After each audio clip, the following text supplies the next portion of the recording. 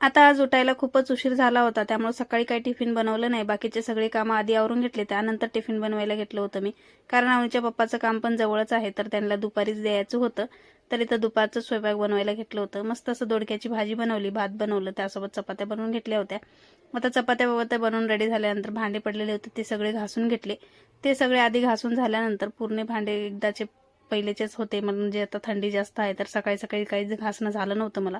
आधीचे पुरे भांडे एवढे पडले होते तर ते सगळे घासून ठेवून टाकले. त्यानंतर परत जेवण वगैरे केलं. जेवण वगैरे झाल्यानंतर अजून थोडे भांडे पडले होते, हे सगळे भांडे पण घासून घेतले. पूर्ण किचन वटा वगैरे क्लीन करून घेतला. त्यानंतर आता इथं मी ड्रेस शिवायला बसले होते. आता हे ड्रेस शिवायला ना मला कमीत कमी 1 महिन्यापासून येऊन बसलं होतं, पण त्याला खूप कंटाळा केला मी. शेवटी आज फायनल शिवून रेडी केला होता. तुम्हाला हा ड्रेस कसा वाटला मला नक्की कमेंट करून सांगा. आणि व्हिडिओ आवडला असेल तर लाईक शेअर सबस्क्राईब करायला विसरू नका. Thank you so much for watching my video.